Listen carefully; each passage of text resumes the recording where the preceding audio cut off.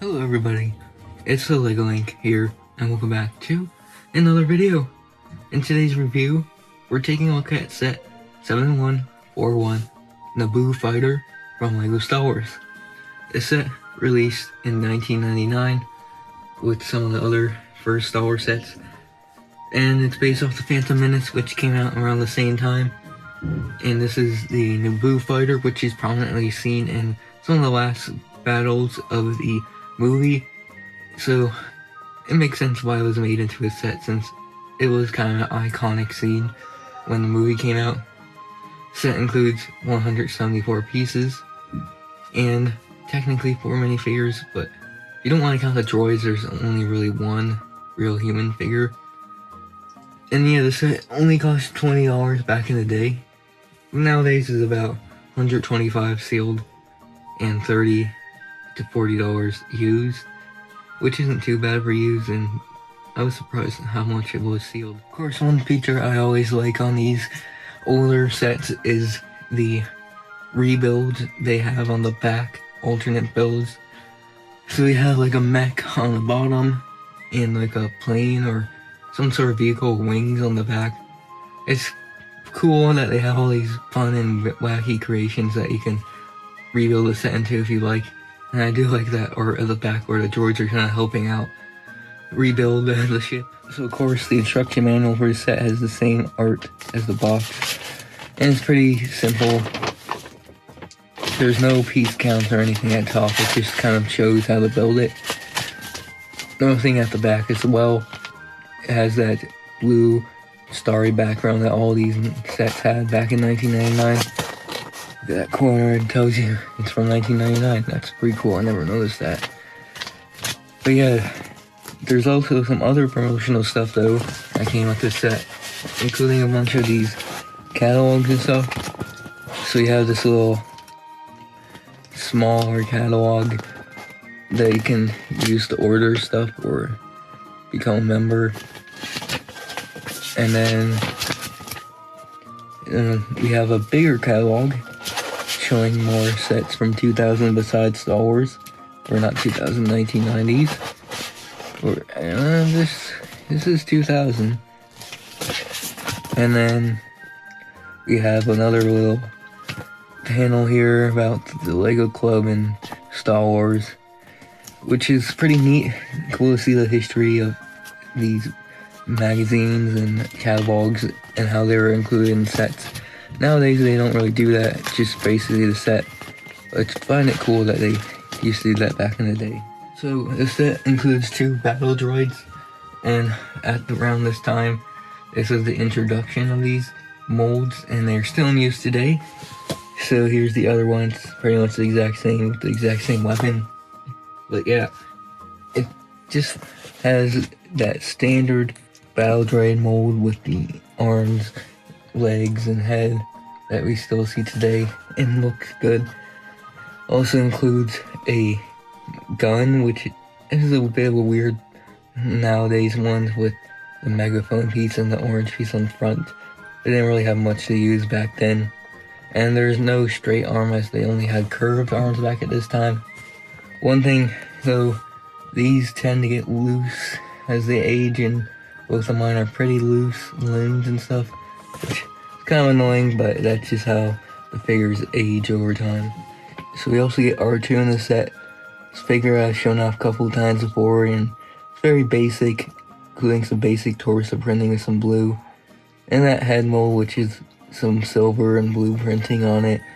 It's a bit sideways because they never print the top of it correctly. But yeah, it's good to have though, as the back of the Naboo Starfighter comes with a place for him so you can put him inside, which I'll show off soon. But it is not really a desirable figure. And then the final figure is young Anakin Skywalker, little Annie. And he's a pretty basic figure. He has the long legs because they didn't have short legs back then. And then they have some torso printing showing his raggedy Tatooine clothes.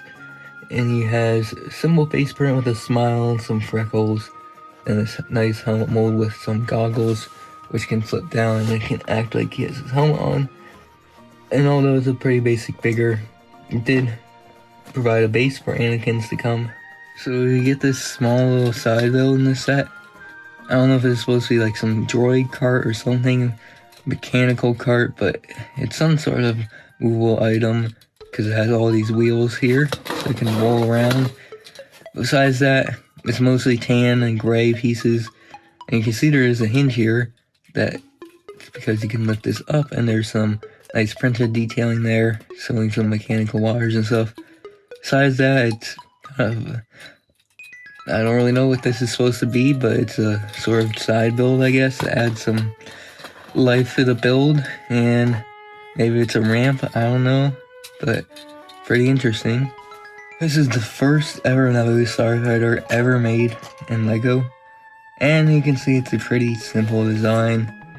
Nothing too much to be said about it. It's very blocky, but of course there would be more better versions that come out, and this would be like a base for it. And yeah, it mostly uses yellow and gray, and there's some other colors thrown in.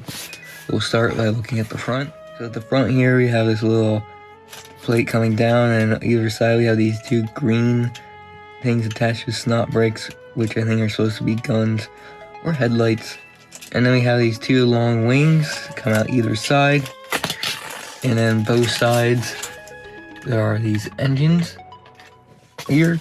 So they use these nice engine molds in yellow, which they don't really use anymore nowadays, but probably one of my favorite LEGO pieces created. But they have at the front some gray tips, and they are connected by Technic pieces, Technic pins you can kind of see there.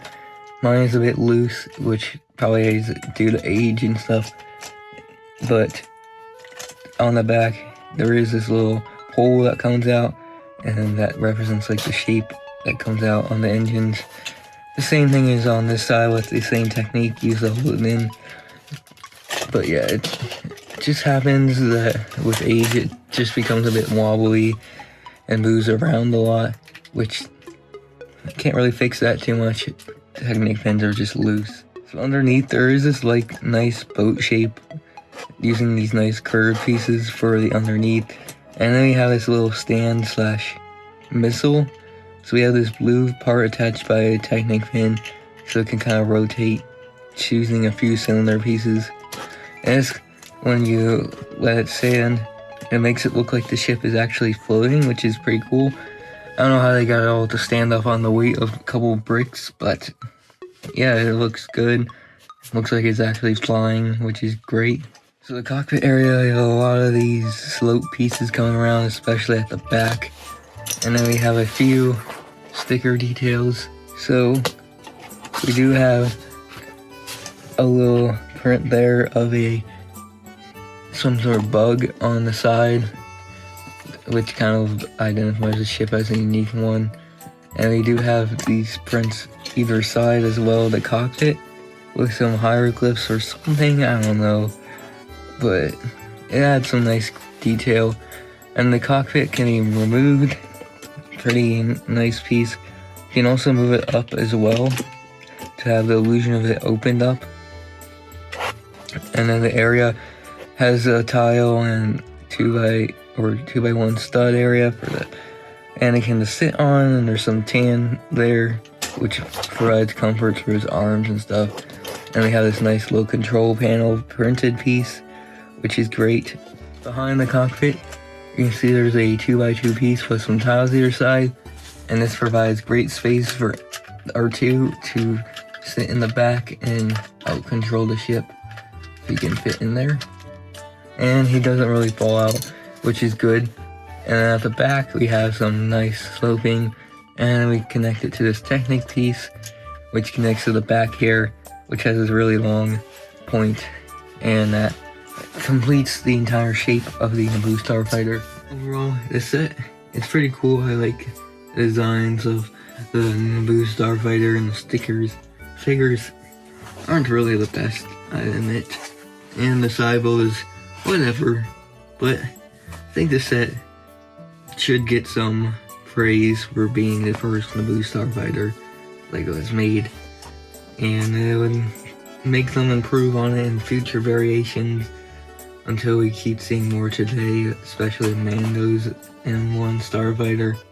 But yeah, this is just a pretty cool historic set of Lego with some nice figures, and just shows where Lego started from before it became modern and did all the modern techniques and stuff. So I think I'm gonna give this set a 7.5 out of 10. And with that, I'll end the review here. If you guys enjoyed, make sure to comment down below. If you have any suggestions for other Lego videos I should do besides reviews, please put them in the comments. I'll always be gracious for ideas and feedback.